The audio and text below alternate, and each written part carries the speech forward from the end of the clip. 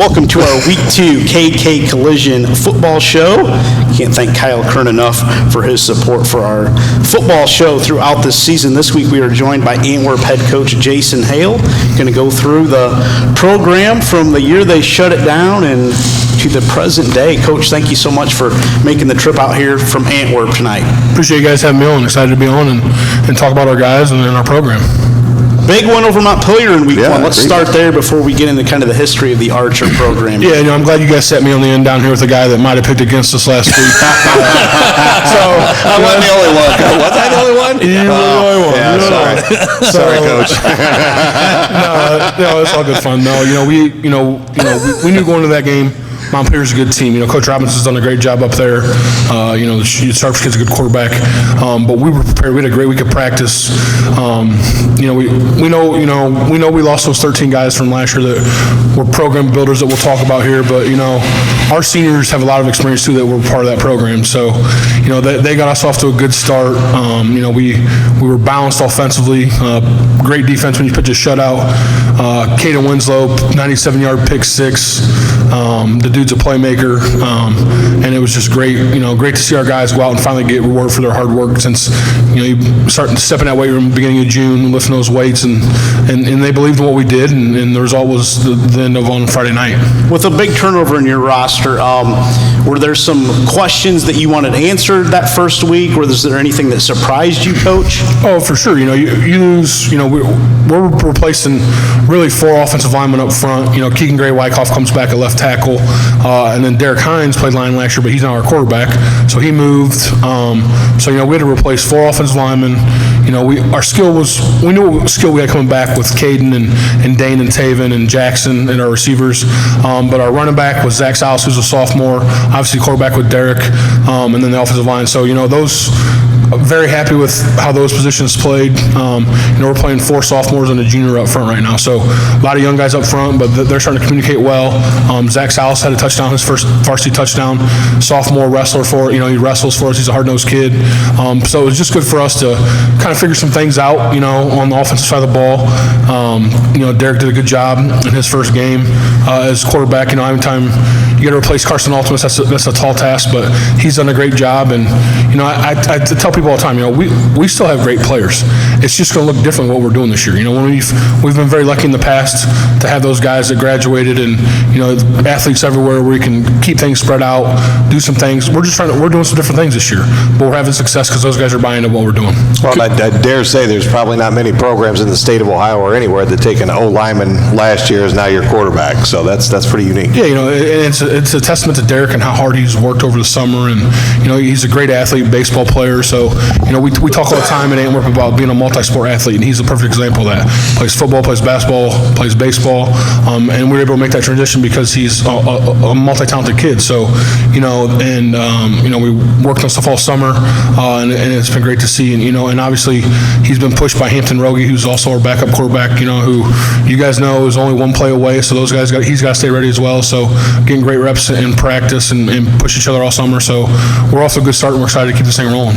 Coach, along those same lines, and you don't have to say too much because I know there's some things you want to keep in-house in that, but can you talk a little bit about the mentality of the 2024 Archers as it relates to maybe some people, saying that you're going to be down a little bit or maybe setting the bar a little lower because of all the kids you graduated? Do they have a little bit of a chip on their shoulder? I don't quite know how to say it. It's not very often I'm at a loss for words, but does it make sense?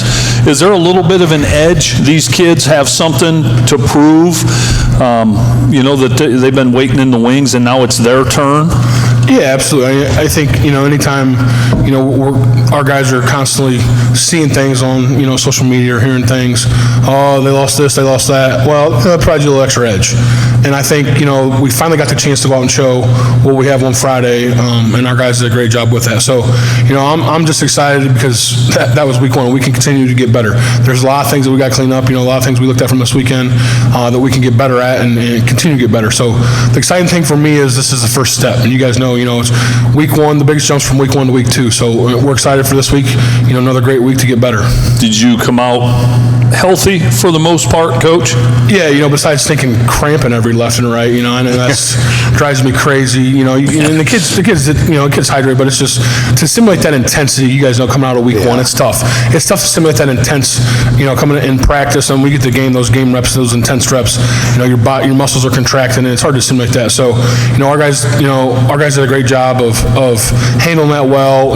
Guys that had to go in and play when guys were cramping, they did a great job. So, that's on us as a staff a little bit. Making sure that we're prepared for that, and we've been on the guys about taking care of their bodies, and they do a great job with that. But week one especially, it's always tough because you get that intensity that you don't usually see throughout camp. So other than that, we came out healthy, and it was great to see, and just excited that everybody got to play that played. Jason, how are you handling this week with the heat and practice and getting prepared for Eden on Friday night? Yeah, it's one thing. I think you got to be really smart with what you're doing. It's a fine line because you want to still get your reps in mentally. I think you got to back off a little bit of the stuff you're doing physically. Because if you run your team down too much through the week, with stuff you're doing, they're not going to be fresh on Friday. And what our success is we got some guys that have good skill, good speed, and we need those guys to be fresh. So obviously we're adjusting what we're doing. Maybe not being out as long. Just going some helmets, some things. But I think you're silly if you don't pay attention to what's going on with the weather this week and just plan accordingly. So we're gonna practice a little bit later tomorrow and just doing some things to be conscious of what's going on and be prepared accordingly, because it's going to be a battle Friday night with Eden, and it's going to take 4 quarters. So we're going to have everybody ready to go. What jumps out at you at Eden from film? Playmakers. I think they got great athletes. Obviously, quarterback, receivers. Holbrook hit it running back. They gave him the ball in space. He's a bruiser. Good left tackle. Their line's pretty solid. So I think just their evolution from last year, this year offensively, they've taken a big step. They're aggressive defensively. I think one thing that stood out, after watching them play Edgerton. Edgerton's a much improved team as well. But they were aggressive defensively. And we're going to be ready to play. They fly to the football on the defense side of the ball, so we're going to be ready to play. Coach Owen's been doing this a long time and knows what he's doing. We have great respect for him and his program, and we're going to be ready to play. So, I think the biggest thing is just you have to mentally know where you're at on defense, when you go against Eden, and be lined up in the right spot, or they're going to take advantage of some things. And, defensively, you got to know, how many's in the box, what coverage they're playing and things like that, because they're very aggressive. So, all things we need to work on for this week. Coach, I want you to talk a little bit about your starters and your ones. They've got to get the majority of the reps, obviously, because they're your front liners. How do you bring the younger kids along throughout the year and throughout the years? How do you get those younger guys ready with them not getting as many reps day in and day out? Well, it's kind of been unique for me this year. Is obviously our offensive line, we're playing, sophomores and the juniors, so those guys are still young guys and getting those guys reps. But, we try to make a conscious effort throughout the week to give 10, 20-minute block here, a 10, 20-minute block there for our JV guys to get some reps, even if that's just on there, just to go through the plays. We've really focused this year on, and I think it's really helped us being a young team, the mental aspect of really teaching the play first, or the concept we're thinking, and then we break it down with that certain play. So really just putting, last year we could just go out and we had 13 seniors that were coaches on the field, and they knew what we were doing. They knew every drill was and what to do on every play, and we don't have that luxury this year, and that's fine. We have to teach the younger kids the way to do things and learn the drills and our expectations. And that's what good programs do. You learn from the seniors that know what they're doing, and you keep building those expectations and building that program. So within that, Coach, obviously you got to be adaptable enough to where, if you got guys that are fitting a little bit of a different mold, and I think you have that a little bit this year, how do you stay fluid enough in that but still stick to the basic of what you guys do well? Yeah, for us, I think being a small school, it's trying to find your best 11 and put those guys on the field in one way or another. But, it's just one of those things where guys just got to get reps. You got to get reps, different ways that you can. We really preach about going hard in the drills that we're doing. I think that's a big thing. The intensity within the drill really carries over to the execution on Friday. So that's kind of what we try to just, when you get in that drill, when you get your chance to make your practice reps, you got to take full advantage of it, and that's what we're always constantly preaching to our young guys. Coach, what are the numbers I know, Lynn, we're going to touch on some things. You kind of rebuilding this. Drew Ultimus had it going really well for a long time, and then there was a numbers crunch, and now you are where you're at now. So speaking of numbers, where are you at now, maybe in grades 9 through 12, and then what's it look like at the junior high level? So, I think we had, 38 or 39 last year, and we lose 13 seniors. So obviously being a small school, you're thinking, man, it's going to be tough, coming back. But, we're at 35 right now for grades 9 through 12. Anytime, I feel like anytime you can get 28 plus at a D7 school, you're off to a great start. So we're at 35 and 35 kids that care and want to be there. I think that's a big thing. And then the great thing for us is, we only had about 14 last year in 7th and 8th grade, and we're about 27 this year. So huge 7th grade class with some pretty good athletes in it. So our junior high numbers are well. And then, one thing we've started doing probably about the past 4 years is we've been doing, we kind of went away from tackle and the minis, and we're going to flag in grades 3 through 6. So that's boys and girls. We had just finished up our camp from Tuesday, Wednesday, Thursday, and then they'll meet every Thursday and Saturday within September, and we'll run them through our mini program, just trying to get those kids out and excited about football, and then get those kids to junior high, and then get those junior high kids to me. So obviously what we're doing, I think, is working a little bit because our numbers have been steady, and that's all you can ask at a small program. That's why I tell our junior high coach all the time, just, hey, keep it fun, get them to me in high school, and then, and then we'll work from there. So, Chris Walters runs our junior high program with, he's got some assistants in Kyle Zartman, and they do, Kyle Zartman does my mini flag football program, so they do a great job, and I could not do this without them. So, they're just as much as important as I am because they're running those younger programs that feed into our varsity program that's having success. And anytime you have the success we've had, the varsity over the last couple of years, more kids want to play, and that's what we want. Those kids, those little kids see the success you're having, and they want to be that kid one day, and that's what we hope for as coaches, to get those kids out and be part of our program. Are you able to field a junior varsity team right so now, Coach? It's kind of, I think we're going to play some JV, but some of those guys might be playing up at times. Okay. But yeah, our full plan is to play JV. We have some sophomores that are playing varsity, but some of those guys might go play, one way on JV just so we can play and get those other guys some reps. But yeah, if we have every intention of playing JV, and we actually got one, Saturday scheduled versus Eden, and looking forward to that, getting those, because they did the 2 scrimmages, and then obviously we weren't able to scrimmage or have a JV game versus Montpelier because they have low numbers, but so they're looking forward to that, and we're excited for that. Go ahead. I was going to say, within the conference, how many, roughly, Coach, how many teams have enough to do JV and how many don't? I think most of our schools in the GMC have enough to do JV. I think Edgerton might have been close to not having one, but ours was just right now the one we have for this year is Montpelier. So gotcha. Okay. I think, but in the conference wise, it's been good. So the shift to go to flag, take me behind the meaning and the reasoning why you did that, Coach. Well, I came in as an assistant when we were doing the tackle, and the first year I was involved with it, we had pretty good numbers, but then just all kind of dip a little bit, and then honestly, it's expensive. That's a big part of it too. When you're trying to buy helmets and shoulder pads and pads for all the minis, it can get expensive. And I felt like kids, I think the biggest reason is kids were just losing an interest because they didn't want to get tackled, maybe getting hit as hard, things like that.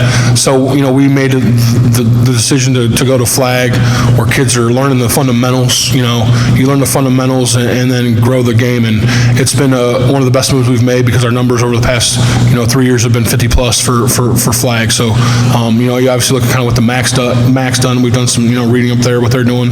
They're a big flag football program believers. So just, you got to meet the needs of your community, and we feel like that meets the needs of our community. Well, they do it here in Liberty Center, and we're going to have the youth Liberty coaches here in a couple weeks, actually more than that. September 16th, Todd Spangler and Scotty Barrett will be here to talk about how they've constructed their youth program here, and their flag, and they do 2 days of camp out here. It's crazy the amount of kids that they have out here. And awesome like you said, the MAC, I mean, you want to replicate somebody, why would you not replicate the MAC? Coach Hale, one thing that I think I've asked you before, but this is the stuff that I find interesting, other people might too. When I look at somebody like you, right, big guy, you look more like an offensive line coach than anything. And the first time I really got a close look at you was when you hosted Patrick Henry, I think 3 years ago in the playoffs, and you guys stopped him at the goal line there in an epic win. And I remember walking away from that game thinking, this guy seems to have the answer to everything. And I know you don't, but that night it seemed like it. So I'm looking at this guy that looks like an O-line coach, and I'm going, he is a very bright offensive mind. From the way you signaled your formations and plays, you made it look easy. So talk to us for a minute about your roots, your offensive philosophy, and kind of why you do what you do, the way you go about things. Well, I think first off, I am the offensive line coach, and I take great pride in that, you know. So, but yeah, we're calling the offense. You know, I think for me, being at South Central High School, learning under Ryan Tegovic and Ty Stevenson and Brian Kiesel, those guys taught me a lot about, you know, just meeting the needs. And then obviously, you know, coming in as assistant under Drew, you know, it's all about the players you have.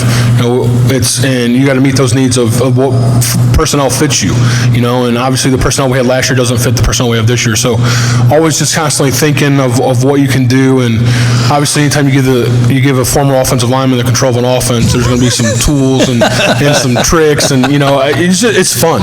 It's fun for me to call offense. It's fun to put our guys in a position to be successful, and they have great talent to do that. You know, and it only works because our guys go out and execute it. You know, that's first and foremost. You know, you can do this, you can do that, but if the kids don't believe in what you're doing, they're not going to execute. And I feel like our guys believe in what we do. We keep things fun. We keep things fresh. You know, we mix things up with what we do with, you know, formations and the way we call plays and things like that. So, you know, it's a different time when I was a player in high school compared to now. You know, you got to keep up with what's popular, and you know, with some of the things we do, and we try to do that. But you know, for me, I think the biggest thing is just being at Ashland, learning that system. You know, of kind of the you know, a little bit of power run game, and then when I got to Antwerp, you know, we were the kind of option.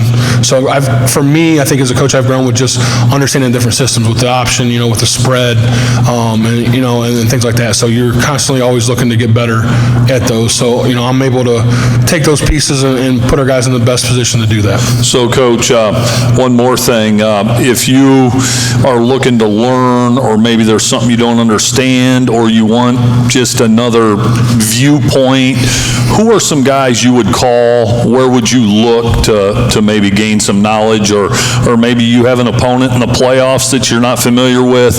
Who are you? Whose brain are you trying to pick? Yeah, you know, I'm still very close. Obviously, Ty Stevenson, who's at Western, which you know you guys know from. Yeah. Ty was my high school coach, so still stay in touch with him about things. But obviously, Drew being our athletic director and right there in school, like, has been a huge mentor and has been a huge driving factor in the way the program is now. So really just kind of leaning on him, you know, the past couple of years, and he's allowed me, you know, he trusts me to be the head coach of this program and continue to build it the way that I've wanted to, and it's been fun, man. It's been great to be part of. Coach, talk about, you had the year off. What kind of, walk us through what led into that, and then, you know. Hang on, I gotta get a break in, then we'll get into that. All right. Get into that. Let's hear from KK Collision. KK Collision is a leader in the auto repair industry that has been servicing Northwest Ohio's auto needs for over 27 years. We offer a fast and reliable repair option that stands above the competition. When your vehicle enters our facility, you can be assured that you have chosen the most technologically advanced repair facility in the area. KK Collision is an automotive body and mechanical shop, as well as both a light and heavy-duty towing service located in Liberty Center. Our towing services cover Northwest Ohio and the surrounding area 24 hours a day. Are you in need of a repair estimate? Visit us anytime during business hours for a free estimate at T556 Ohio 109 on the north side of Liberty Center, or call 888-533-7801 or visit our website at kkcollision.com. Thank you to Kyle Kern and KK Collision for sponsoring our football show this season. Dick Cromwell will be here next week from St. Francis. Andy Briggle, Dave Cluck, Kenny Stabler, radio legends, September 9th. We'll just shut up and let those guys talk that night because nobody wants to hear us that night. September 16th, Liberty Center Youth Football, Todd Spangler and Scotty Barrett, how they built the youth program here at Liberty Center. September 23rd, Jerry and Craig Rutherford. That'll be a good one. That'll be really good. Looking forward to having those guys. September 30th, 50 years of Ayersville football. Craig McCord will be here along with some of his former players dating back to that first year in 1974.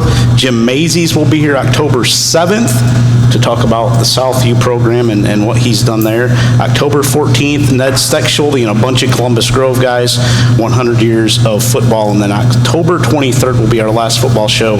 We have not figured out a guest or guests for that one. Maybe if we can get the 8-man crew here, we would like to, but we are unsure of October 23rd. But we'll get some legends of Antwerp here right now, Jason Hale. And go ahead with your question, Neil, because you were talking about when what year did you get to Antwerp? 2014? Yeah, I got there in 14, yeah. 14, 15. And then 15 was the year you shut it down. Yep. Go ahead, Neil. Yeah, so the question was kind of walk us through what led up to that decision, and then what went into the rebuild. Yeah, so I think going in, so like I said, I arrived in 14, part of the varsity program, struggling, and we knew we had some good talent coming, but we didn't want those freshmen to just get killed in varsity action. You know, it's going against junior and seniors, that's tough. So Drew Altimus did a great job of preparing and planning, and luckily the GMC, you know, granted us that year off where we just played JV. You know, we played a full JV schedule. We treated it like a varsity game, so our JV guys understood how important it is. You know, so I think that's the biggest thing that gets overlooked. Yeah, we took that year off, but we still played JV and treated it like a varsity game to get those guys quality reps. And I think we were 6-4 or 7-3 that year, so something like that. So we, you know, it gave us good confidence going in, obviously coming out the next year with that. So obviously, you know, Drew's son Keaton Altimus was part of that, Carson's brother coming out of that. So that we knew we had good talent coming. We wanted those kids to stay interested, and the best thing for us to do was take a year off, build it up, get them experience, and then come back when they were a little bit older to keep playing to move forward. Jason, two things. Did you play those JV games like on Saturday nights so you could get the lights? No, GMC games are usually we played on Monday, so we played a couple Saturday JV games, but most of them were on Mondays. Yeah. Okay. My next question: how did the community respond to shutting? I don't even want to say shutting down. Taking a year off. How'd they react? I mean, it was good. You know, obviously the parents understood what we were trying to do and the support we had. You know, it was good. I think, you know, once it was explained why we were trying to do what we want to do, it made sense. So, luckily, to be part of a great community that understood. Obviously, it wasn't fun not having a Friday night lights. You know, that everybody looks forward to. You know, Friday night fish sandwiches. Everybody loves in Antwerp. So when you don't get those, I know it's devastating at times. But you know, there was a step we needed to take, and because we took that step, I really believe that it was the direct result of the success we had in the last 3 years. So was great to be part of. Were you able to, were you able to treat practices different? Did you do more, I don't even know if there's film on JV games. No, we treated it like a varsity. We filmed. Yeah. We break down we treated it like it was a varsity season for those kids, just so they could understand what it takes. Yeah. You're young and trying to do that, but we would watch film. We practiced like it was varsity practice. You just adjust things, obviously being on the day. So, and it was nice for us sometimes Friday to go watch a game, the varsity action. So, but I think it was a crucial step for us to get where we're at now. Did you ever think, geez, I just got here and this place is shutting down varsity football for the year? Did you have any doubts? Absolutely not. No, because Drew knew what the plan was going to be. He had a plan in place, and when he coached as long as he does, as long as his coach, been around a lot, winning seasons. He's experienced some losing seasons. He understood what it took to get us back to that point. So we had those freshmen that were going to be good, and then we knew the seniors just graduated. We know we had those kids coming that were 5th and 6th grade at the time.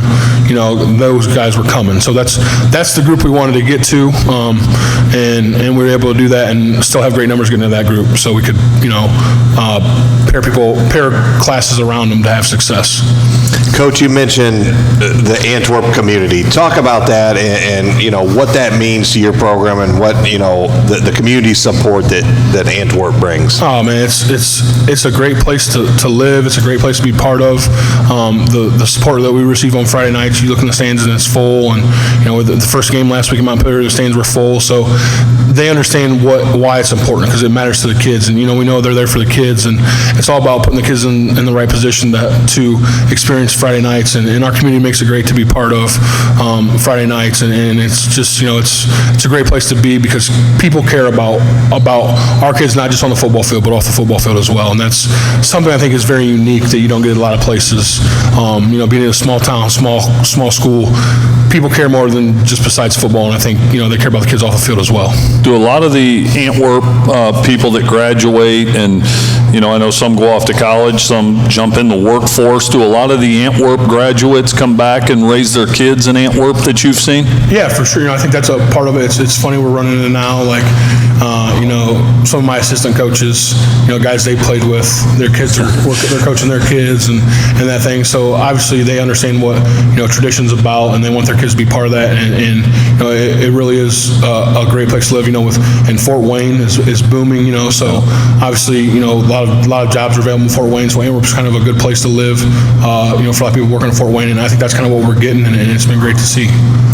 Coach, where were your numbers at when you guys decided to shut it down for a year? Well, so my first year, when I got there for my first year, we had 18. 19, we were 19 strong, and then we had one hurt to injury. So we played that full year. I think we won our first game that year. We were 1-9. And that was a rough, just, you can only go half line in practice, and, half skill, things like that. So it's tough to get a quality practice when you don't have that many. So we knew that was a time where it was just tough, and we knew we needed to take that step to take that year off to build it back up, and we were able to do that. So if 8-man were an option back then, it wasn't, was it, in Ohio? Not yet. It was not. No.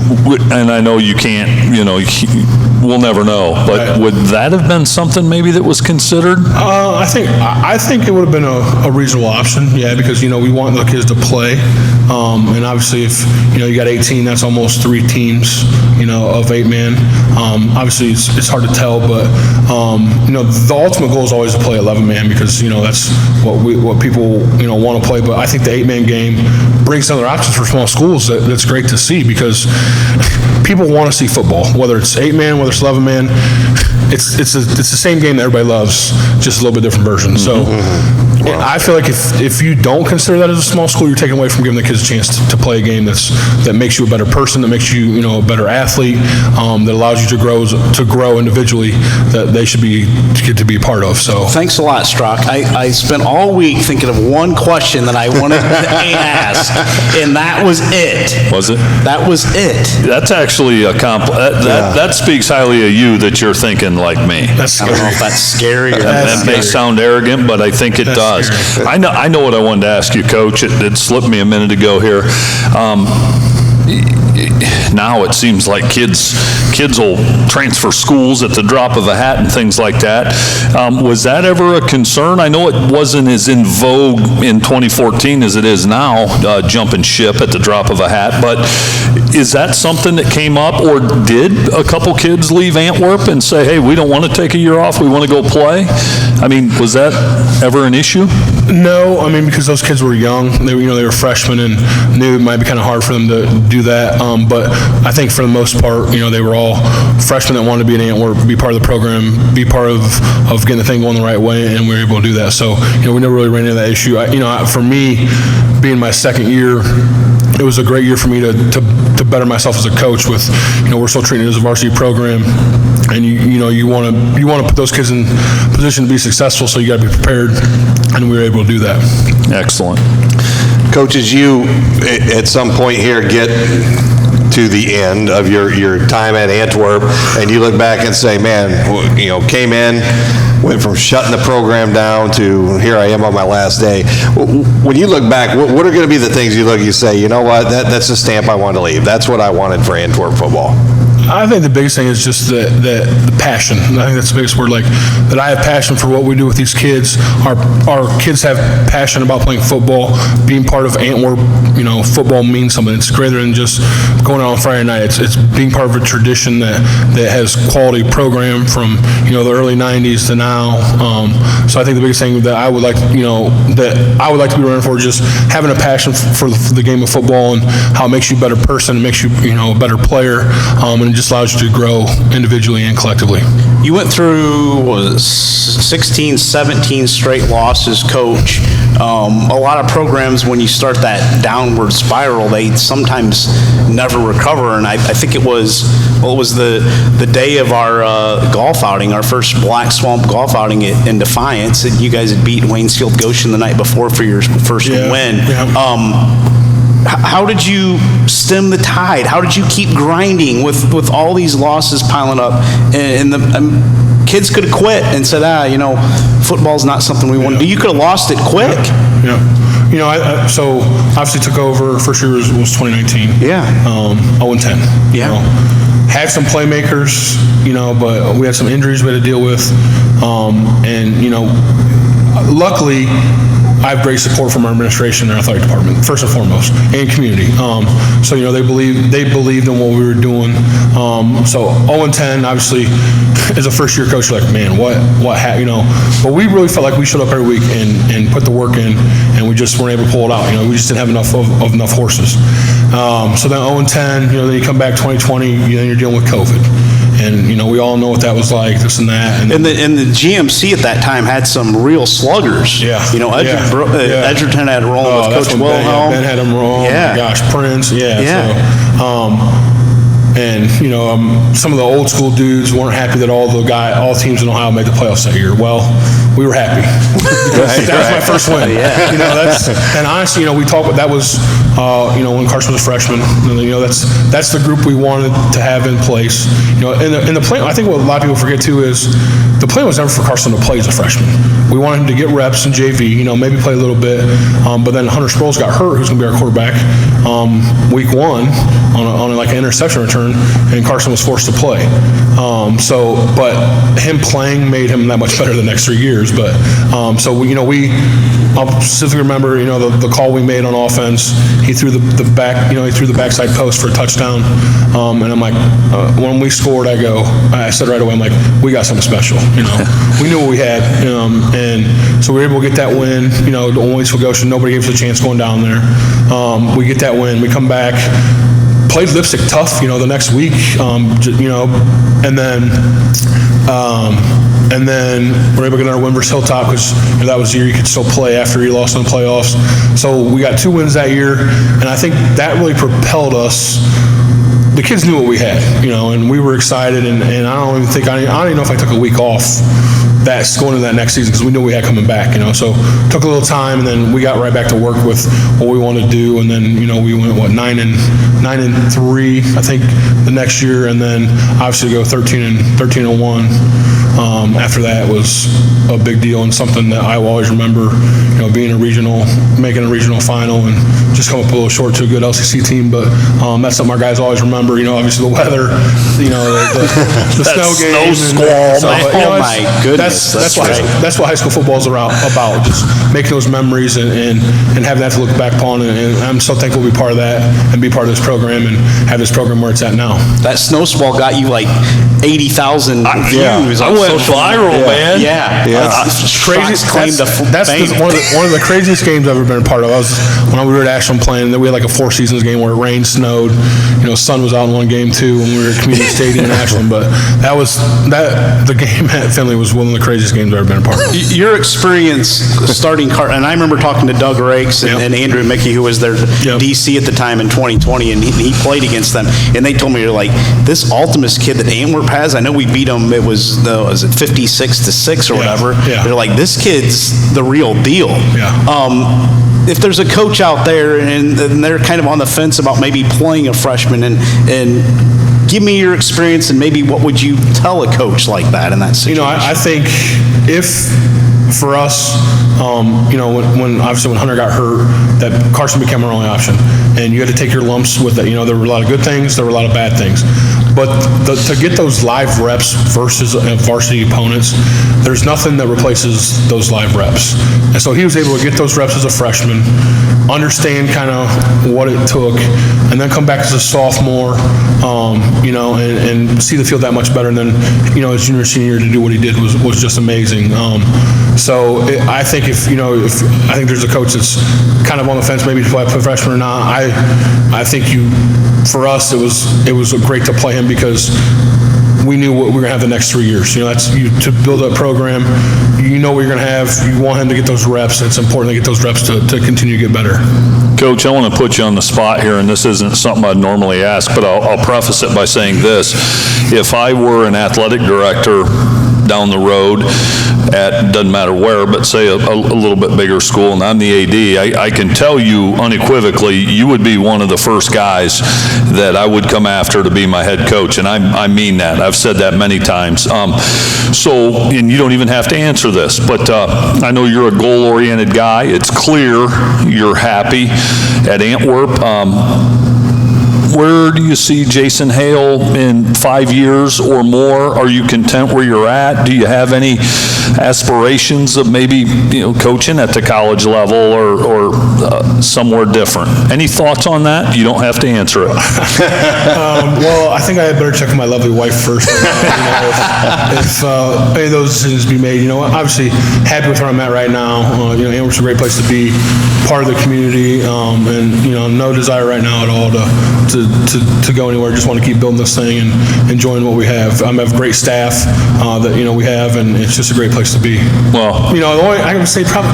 If Ohio State comes knocking, who wouldn't? You know what I'm saying? But you'd at least have to kick the tires. Entertain the offer. Entertain it. At least have to kick the tires. They probably can't match what Antwerp's giving you. I get it. But you're not going to get the quality of sandwiches at Ohio State. No. Yeah, that's true. That I can guarantee.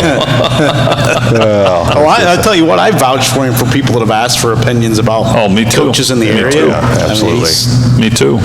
He's top tier. I've stood there and watched what he does in game, and it's as good as it gets. Yeah, I know of a couple jobs that would be considered coveted jobs in the area where he may not even know his name was tossed around. But that's the ultimate compliment. Yeah, I appreciate it. Was there a statement win or a game where you're like, okay, we've got this thing turned around?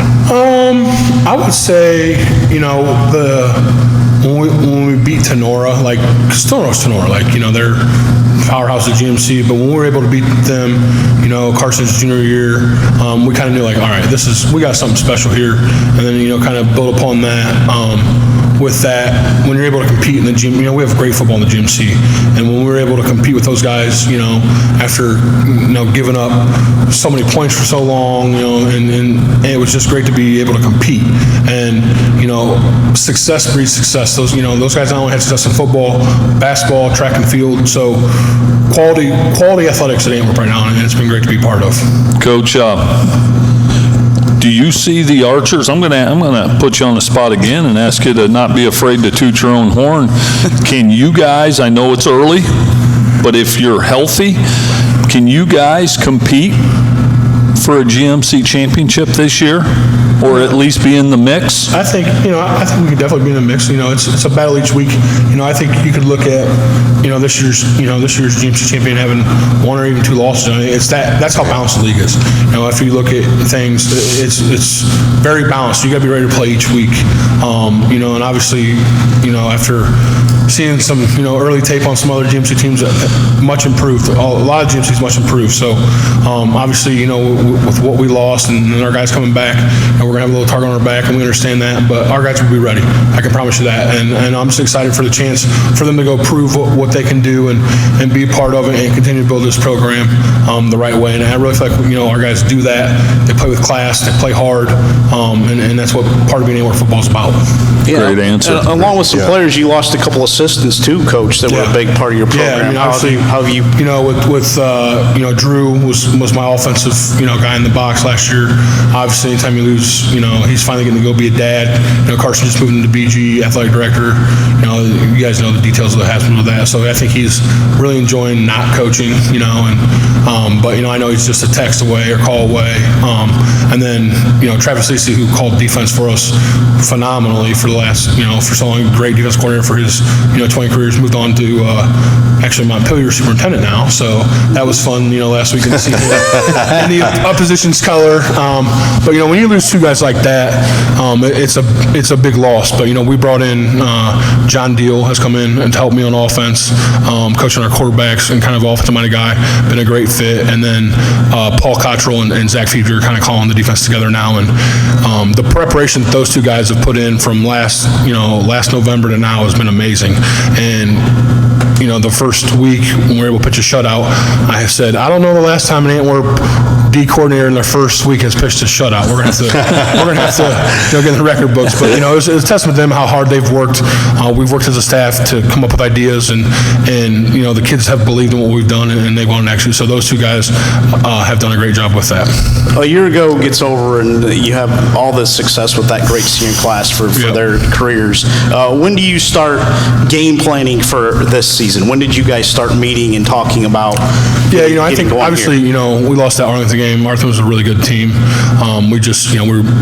Reed was banged up in the year last year, so we felt a little, we had a little bit of a hangover from that loss, I think, and obviously honestly the mental and physical drain that for those last couple of years, with dealing with the record that we've had and just you got to be ready to go each week. It was, we took a little bit of time. I think we took about a month after the loss, and then we kind of just started spitballing about what we wanted to do. And then I think about December is when we kind of really sat down as a staff and got back together. Then we always try to go to some clinics in January, February, and get some more ideas, and then really started to come together in March, and then was on full go once we got to July for camp. Outstanding. As far as like clinics and stuff that you guys regularly attend, Coach, is there kind of like a punch list every year, or you kind of just surveying the landscape? Yeah, I think for us, it obviously depends on the small school, what personnel you have coming in. You're only as good as the guys you have coming in. So if you're trying to run, wing T, and you got dudes that are not wing T guys, that's not going to work. Right. Or if you got wing T guys trying to run a spread, so we always look first what our personnel is going to be. Then we try to find clinics that might fit what we want to do. What we're thinking offensively, what we're thinking defensively, and then go to those to get more ideas with that. So obviously this day and age, there's a ton of stuff online too that we take advantage of, and I think you're silly if you don't do that. So that's something we try to do as a staff and really just continue to get better with that. Great stuff. Anything else, Coach Strock, Mr. Schuler? I mean, I could go on and on, but Coach, thank you to you and your wife for making the trip on a Monday night. I know you guys have a million other things going on, but we are one of your biggest fans. Absolutely. And so we're always looking forward to seeing what the Archers did on Friday night. Well, we appreciate, what you guys do for Antwerp football, and you guys are first class in promotion, and we know nobody works harder than you guys, so it's a hats off to you guys for what you guys do, so I don't think that gets said enough, so we really appreciate you guys as well. Thank you. Thank you, Coach. Appreciate that. Echo everything that Coach Strock said. You're one of the reasons why kids should play high school football. I will say that. And I'd let my kid play for him. Oh, yeah, you bet. I told you I don't like people transferring in that. I would send my kid to play for him. Absolutely. That's an exception. Yes. Thank you so much, guys. Coach Hale. Have a good trip back to Antwerp. We'll be following you the rest of the year. Thank you to Kyle Kern and also DM2 Tire for their support in our football show this season. Next week, Tuesday night. Tuesday. Labor Day is Monday. Oh, that's right. That's right. It's going to be September already, so we'll have Dick Cromwell and talk some St. Francis football. A little bit of history lesson there. Oh, boy. Yep. Thank you, everybody, for tuning in. We'll talk to you again next week.